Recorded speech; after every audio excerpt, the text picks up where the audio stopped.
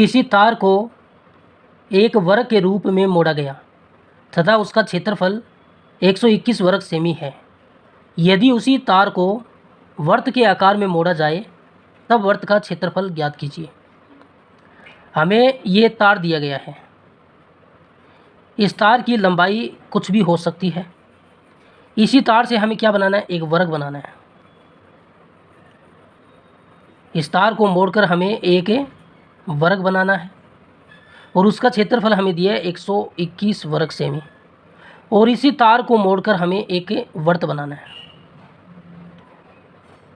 और इसका क्षेत्रफल हमें निकालना है। इसका क्षेत्रफल हमें ज्ञात करना है। इस पूरी लंबाई से हम ये वर्ग बना रहे हैं।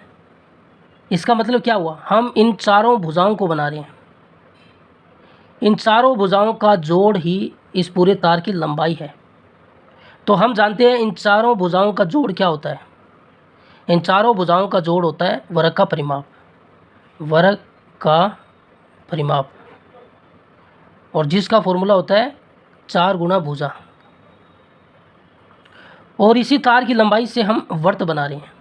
ये वर्त की पूरी लंबाई यानी इसका पूरा एक चक्कर इस तार की कुल लंबाई है। तो इस तार की कुल लंबाई वर्त का एक चक्कर है। और वर्त का एक चक्कर क्या होता है, वर्त की परिधि होती है। तो वर्त की परिधि का फॉर्मूला क्या होगा, 2πr।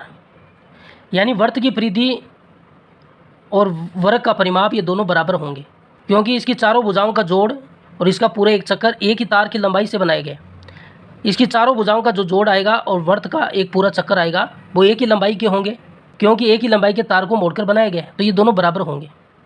लेकिन हमें सवाल में क्या दिया, वर्ग का क्षेत्रफल दिया। इसका वर्ग का क्षेत्रफल कितना दिया है, 121 वर्ग सेमी दिया है।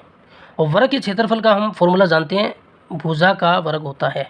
तो इसका मान 121 वर्ग सेमी हमें दिया है। ये भुजा के वर्ग का मान है। यहाँ से हम भुजा का मान निकाल सकते हैं। कैसे, ये वर्ग हटाएंगे तो इस पर क्या लगेगा, वर्गमूल लगेगा। 121 का वर्गमूल होता है 11 और वर्ग सेमी का वर्गमूल हो जाएगा सेमी। तो भुजा का मान कितना आ गया, 11 सेमी। तो इस भुजा से हम क्या निकाल सकते हैं, इस वर्ग का परिमाप निकाल सकते हैं। वर्ग का परिमाप का मतलब इस तार की कुल लंबाई निकाल सकते हैं। तो वर्ग का परिमाप का फॉर्मूला 4 गुना भुजा है। 4 गुना भुजा का मान हमने यहाँ से निकाल लिया 11 सेमी। 11 को 4 से गुणा किया 44 सेमी। तो इसका परिमाप यानी इसकी चारों भुजाओं का जोड़ कितना आ गया, 44 सेमी आ गया। और इन चारों भुजाओं का जोड़ ही ये तार की लंबाई थी। तो तार की लंबाई कितनी आ गई, 44 सेमी। और इसी 44 सेमी तार से हमने क्या बनाया, वर्त भी बनाया। यानी यहाँ से लेकर पूरा इसका एक चक्कर, इसकी पूरी कुल लंबाई क्या होती है, वर्त की परिधि होती है। तो वर्त की परिधि यहाँ से कितनी हो जाएगी, 44 सेमी हो जाएगी। तो वर्त की परिधि कितनी होगी, 44 सेमी। और बराबर में इसका फॉर्मूला है 2πr। पाई का मान कितना है, 22/7 होता है। और आर का मान यहाँ से हम निकालेंगे।